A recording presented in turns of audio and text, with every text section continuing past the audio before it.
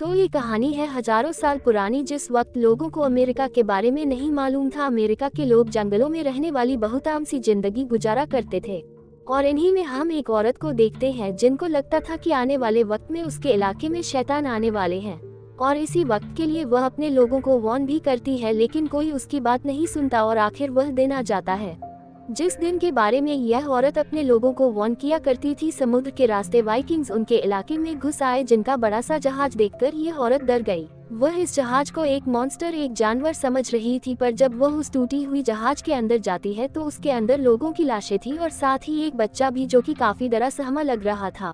उसके हाथ में एक तलवार थी जिसके बारे में यह औरत नहीं जानती थी, लेकिन फिर भी वह इस बच्चे के खौफ को महसूस कर लेती है और फिर उसे प्यार करके रिलैक्स करती है और अपनी कबीले में ले आती है। ये लड़का इस कबीले के लोगों से बहुत अलग था, इसीलिए कबीले के लोग उसे अपने साथ रखने से मना कर देते हैं, लेकिन फिर इस औरत की जिद पर वह इस बच्चे को अपने साथ रख ही लेते हैं। लोगों ने इस बच्चे का नाम केल रखा। पहली रात केल की यहाँ बहुत मुश्किल से कटी है। उसे डरावना सपना आता है जहाँ सपने में वह अपना पास्ट ही देख रहा था। उसके पिता एक वॉरियर थे और साथ ही एक जालिम इंसान भी। उन्होंने अमेरिका आते ही यहाँ के कबीले के मासूम लोगों को बेदर्दी से मार डाला। उन्होंने किसी पर भी रहम नहीं किया, ना औरतों पर ना बच्चों पर, और यह सब देखकर छोटा केल डर गया। उनके जुल्म यहीं पर खत्म नहीं हुए। उन्होंने केल को भी तलवार पकड़ाई ताकि वह यहाँ के मासूम बच्चों को मार सके, लेकिन केल ऐसा नहीं कर पाया। उसने अपनी तलवार फेंक दी और यह उसके डैड को देखकर बहुत गुस्सा आया। उन्होंने कोड़े मार मार कर केल की जान निकालने में कोई कसर नहीं छोड़ी। उनकी इस जुल्म से बचने के लिए वह भागकर दूर चला गया और उनकी ही एक दूसरी बोट के पास आकर वह बेहोश हो गया। जब उसे होश आया तो काफी देर हो चुकी थी। सभी वाइकिंग अपनी जहाज को लेकर वापस चले गए थे और बच गया था यहाँ पर एक टूटा हुआ जहाज, जहां से इस औरत को केल मिला था। अब कहानी कुछ साल आगे गुजरती है और हम देखते हैं कि केल अब बड़ा हो चुका है। पिछले कुछ साल काफी शांति से गुजरे। यहाँ पर वाइकिंग्स ने दोबारा हमला नहीं किया। केल भी यहाँ पर अच्छा खासा एडजस्ट हो गया था। उसने यहाँ के लोगों की लैंग्वेज सीख ली थी। यहाँ पर रहने के तौर तरीके, वह अपने आप को इन लोगों जैसा ही समझता था, लेकिन ये लोग उसे अपने जैसा नहीं समझते थे। थोड़ी ही दूर पहाड़ों पर एक और कबीला रहता था जिनकी केल की काबिले वालों की बहुत दोस्ती थी और इस कबीले के सरदार का नाम था पाथफाइंडर। उसकी बेटी स्टारफायर को केल पसंद करता था।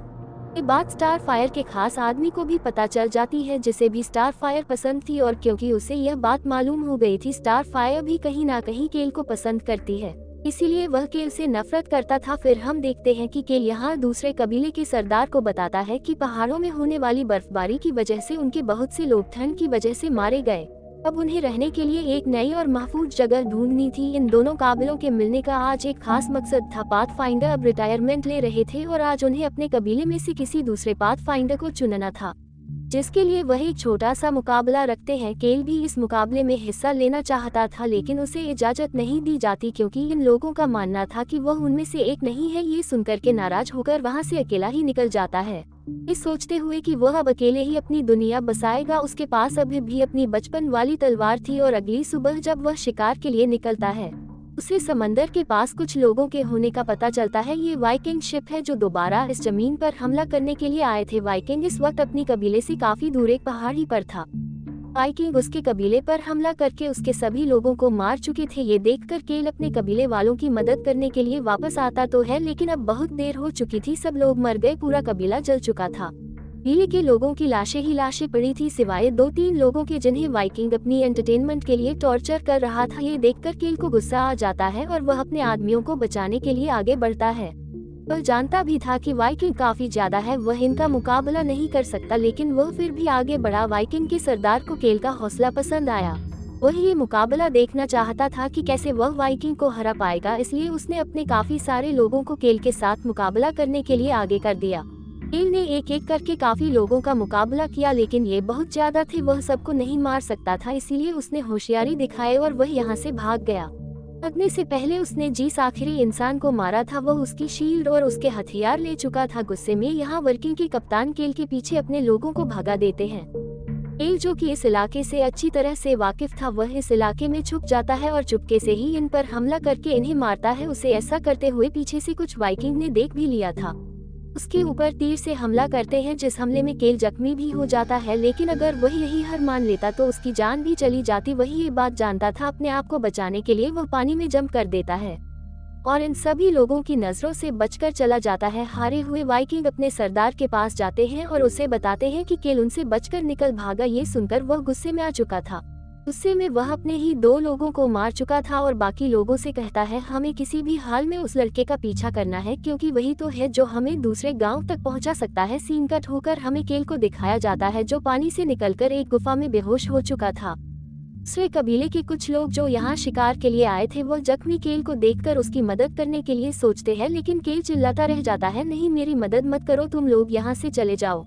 वाइकिंग यहाँ और तुम्हारी भी जान खतरे में पड़ जाएगी। लेकिन ये लोग उसकी एक बात भी नहीं सुनते और उसे उठाकर अपने कबीले में ले आते हैं। यहाँ आने पर केल दोबारा से बेहोश हो जाता है। ये लोग उसका इलाज करते हैं और जब उसे होश आया तो देखता है कि अभी तक वाइकिंग्स ने उन पर हमला नहीं किया था। वह यहाँ के सरदार को अपने कबीले के ऊपर होने वाले वाइकिंग्स के हमले के बारे में बताता है और कहता है कि हमारे सभी लोग मारे गए और अब वाइकिंग दूसरे कबीले पर हमला करने के लिए मुझे ढूंढ रहे हैं। जितना जल्दी हो सके आप लोग इस इलाके को छोड़कर जल्दी से चले जाएं, नहीं तो मेरे पीछे आप लोगों की जान को भी खतरा हो सकता है। अब उनके कबीले का वह आदमी जो केल को पसंद नहीं करता था, वह जोश में कहता है कि आने दो उनको, हम उनसे लड़ेंगे, हम उन्हें खत्म कर देंगे। तभी केल अपनी तलवार निकालता है, एक ही बार में उसके हाथ में पड़ी हुई स्टिक को तोड़ देता है और कहता है कि उनके पास ऐसे हथियार हैं जिनके बारे में हमने कभी सोचा भी नहीं होगा। उनके हथियारों के आगे हम टिक नहीं सकते। अक्लमंदी इसी में है कि हम छुप जाए। कबीले के लोग उसकी बात नहीं मानते और वह अकेला ही इस कबीले से निकल जाता है। अचानक वह देखता है कि कोई उसके पीछे था। यह इसी कबीले का आदमी था जिसे केल की बातों पर यकीन था और अब वह उसके साथ ही आने वाला था। यहाँ कबीले के लोग जिन्हें केल पर विश्वास नहीं था, वह केल के कबीले की जगह पर जाते हैं। वहाँ सभी मरे हुए लोगों को और वाइकिंग्स के हथियारों को देखकर वह ये बात समझ गए कि केल सच कह रहा था और अब इन्हें अपनी जान बचाने के लिए गुफाओं में छुपना पड़ेगा। पर पाथफाइंडर जो इस कबीले का सरदार था, उसे छुपना बिल्कुल पसंद नहीं था। वह फैसला करता है कि वह वाइकिंग से लड़ेगा और उसका यह फैसला स्टारफायर को परेशानी में डाल देता है। वह जानती थी कि इनके अंदर जितनी भी हिम्मत हो, मगर वह वाइकिंग का मुकाबला नहीं कर पाएंगे और अगर इनके साथ केल न हुआ तो इनका लड़ना और भी मुश्किल हो जाएगा, क्योंकि केल पहले भी उनका मुकाबला कर चुका है और उन लोगों को जानता है। इसीलिए वह केल के पास आती है और कहती है, तुम हमारी मदद करो, मैं जानती हूँ हम तुम्हारे बिना यह नहीं कर सकते। यहाँ केल जो उससे प्यार करता था, वह उसे इनकार नहीं कर पाता और उसका साथ देने के लिए तैयार हो जाता है। इस कबीले के लोग अपनी औरतों, बच्चों और बुओं को गुफाओं में छुपा देते हैं और खुद वाइकिंग्स से लड़ने के लिए अपनी फौज तैयार करते हैं। अब केल उनके साथ जंग की प्लानिंग करवाता है और कहता है कि हम सामने से उनके ऊपर वार नहीं करेंगे, हम चुपके से उनके ऊपर हमला करेंगे, ऐसे हम ज्यादा से ज्यादा लोगों को मार सकेंगे। इसकी स्ट्रैटेजी पर चलते हुए इन्होंने वाकई काफी लोगों को मार दिया, लेकिन तभी इन लोगों से एक गलती हो गई। ये लोग अपने ही बिछाए जाल में खुद ही फंस गए और लग गए वाइकिंग्स के हाथ। वाइकिंग्स तो जालिम थे, जितने लोग उनके सामने आए बेदर्दी से उसने सबको मार डाला। काफी लोगों को मार देने के बाद जो लोग बच गए उन्हें वाइकिंग ने बंदी बना लिया। वैसे ज्यादा लोग बचे भी नहीं थे, पाथफाइंडर, स्टारफायर, केल और कुछ और लोग जिन्हें अब इन लोगों ने बंदी बना लिया था। केल को देखकर पहचान जाता है कि वह इन लोगों में से नहीं है। उसे कहानी भी पता थी कि पहले भी वाइकिंग इसी जगह पर आए थे और काफी साल पहले वाइकिंग्स के सरदार का बेटा यहाँ इसी गाँव में रह गया था। वह केल को देखकर पहचान गया, हो ना हो ये हमारे मास्टर का ही बेटा है। वह उसे कहता है कि मैं जानता हूँ तुम एक वाइकिंग हो, तुम्हारे अंदर वाइकिंग का खून है, इसीलिए तुम हमारा साथ दो, हमारी मदद करो और हमें और कबीलों के बारे में बताओ। लेकिन जब केल उन्हें मना करता है तो उसे ब्लैकमेल करने के लिए ये लोग पाथफाइंडर को भी मार डालते हैं। इन्होंने जब स्टारफायर को मारने की धमकी दी तो मजबूरन केल को उनकी बात माननी पड़ी। वह उनकी मदद के लिए अब तैयार हो चुका था और यह सुनते ही स्टारफायर उससे नाराज हो गई, क्योंकि केल अब वाइकिंग को वहां ले जाने वाला था जहां स्टारफायर के कबीले के बाकी लोग छुपे बैठे थे। कि असल बात ना वाइकिंग को मालूम थी और ना स्टारफायर को। वह तो वाइकिंग को धोखा दे रहा था, वह उन्हें गुमराह कर रहा था। वह उन्हें पहले वही बर्फीले कबीले में ले जाता है जो जगह ये लोग छोड़कर आगे पहाड़ों में रहने लगे थे। रास्ते में जब वाइकिंग स्टारफायर से बदतमीजी करने की कोशिश करते हैं तो केल सबसे लड़कर इस लड़की को बचा लेता है। ये देखकर वाइकिंग्स के सरदार को गुस्सा तो आता है, लेकिन वो केल को इस चीज की सजा नहीं देता, क्योंकि कहीं ना कहीं उनके दिल में केल के लिए हमदर्दी थी। वह केल को अपने ही जैसा वाइकिंग समझते थे।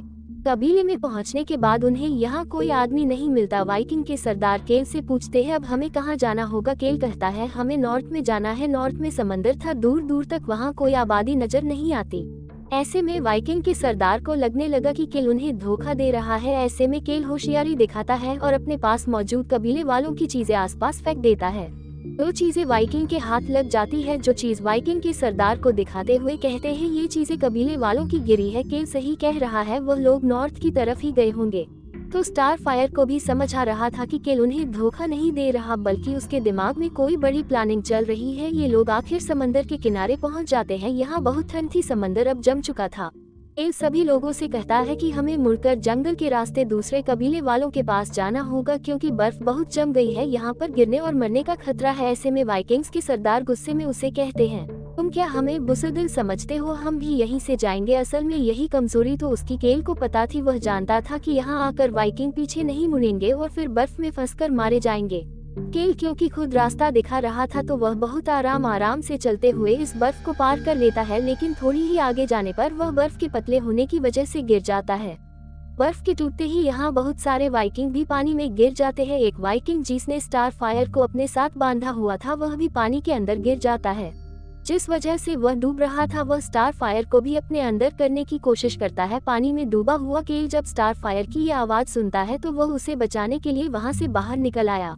उसने स्टारफायर की जंजीर तोड़कर उसे बचा लिया और ये लोग समंदर को पार करते हुए आगे बर्फीले पहाड़ पर पहुंचे। इन लोगों को अभी भी केल की चाल का पता नहीं चला, क्योंकि यहाँ का रास्ता यहाँ पर पहले रहने वाले कबीले के लोगों ने ही बनाया था। इसी पहाड़ों के रास्ते से ये लोग आगे बढ़ने लगे, लेकिन चलते चलते एक वाइकिंग वहाँ से स्लिप होकर नीचे समंदर में गिर गया। ये देखकर वाइकिंग का सरदार ने सबको कहा कि वह एक रस्सी से अपने आप को बांध ले, ताकि अगर उनमें से एक दो गिरने भी लगे तो बाकी उसे बचा ले। यहाँ सरदार जानबूझकर स्टार फायर को अपने साथ बांध लेता है, ताकि अगर वह गिरे तो स्टार फायर भी मारेगी और उसे बचाने के लिए केल सरदार को जरूर बचाएगा। यहाँ चलते हुए केल स्टार फायर से अपनी लैंग्वेज में कहता है, तुम मुझे मारो। स्टार फायर को तो पहले कुछ भी समझ नहीं आया, लेकिन फिर वह समझी कि जरूर केल का कोई प्लान होगा। यहाँ जोर जोर से केल को मारना शुरू कर देती है। केल को पिता देखकर वाइकिंग्स के सरदार को गुस्सा आ जाता है। वह स्टारफायर को थप्पड़ मारते हैं और फिर केल को एक चाकू देते हैं, इस लड़की को जान से मार दो। केल चाकू को पकड़ तो लेता है, लेकिन वह स्टार फायर को मारने की बजाय सरदार से बंदी स्टार फायर की रस्सी फेंक देता है और फिर यहाँ से एक पत्थर उठाकर बिल्कुल आखिरी वाइकिंग की तरफ फेंकता है। पत्थर से लगने से वह वाइकिंग डगमगा कर गिर गया, जिसकी वजह से रस्सी से बंधे बाकी लोग भी एक एक करके नीचे गिरने लगे। इससे पहले कि वाइकिंग का सरदार भी नीचे गिर जाता, वह अपनी रस्सी को काट लेता है। अभी भी उसके साथ केल बंधा था। जैसे ही रस्सी से बंधा एक आखिरी वाइकिंग पहाड़ी से नीचे गिरा, तो उसके गिरने के झटके से केल और सरदार भी नीचे गिरने लगे, लेकिन पहाड़ पर लगे एक पेड़ की मदद से इन्होंने अपनी जान बचाने की कोशिश की। वाइकिंग का सरदार पहाड़ के ऊपर वापस चढ़ गया और अब वह केल को मारने के लिए ऊपर से बार बार पत्थर फेंक रहा था। केल अब पूरी तरह फंस चुका था। वह जानता था कि अब वह नहीं बच पाएगा, इसलिए वह स्टार फायर को बचकर यहाँ से भाग जाने को कहता है। स्टार फायर के यहाँ से जाने के बाद केल यहाँ एक अजीब सी आवाज निकालता है, जिसकी वजह से यहाँ पर मौजूद सारी ही बर्फ टूटकर उनके ऊपर गिर जाती है। बर्फ के साथ ये लोग भी नीचे गिर गए, लेकिन बर्फ के गिरने के बावजूद ये लोग अभी जिंदा थे। उनके बीच दोबारा से ही लड़ाई शुरू हो गई।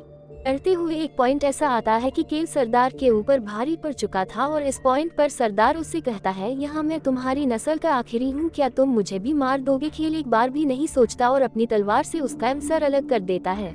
ऐसे वह सभी वाइकिंग्स को हराने में कामयाब रहा। बेशक उनके कबीले के बाकी लोग मारे गए, लेकिन उसने अपने कबीले के बाकी लोगों को बचा लिया था। असल में ये लोग झील के किनारे एक गुफा में छिपे थे और वहां जब स्टार फायर और केल पहुंचे तो सभी उनके सामने झुक गए। वह जानते थे कि यह जंग उन्हें केल ने ही जितवाई है, इसीलिए वह केल को अपना नया पाथफाइंडर यानी नया सरदार बना लेते हैं। इन्होंने अब केल को दिल से एक्सेप्ट कर लिया था। पाथफाइंडर यानी केल और स्टार फायर की भी शादी हो जाती है। इसके बाद ये लोग यहाँ हंसी खुशी रहने वाले थे और इन्हीं को दिखाते हुए ये कहानी यहाँ खत्म हो जाती है। Thank you for watching.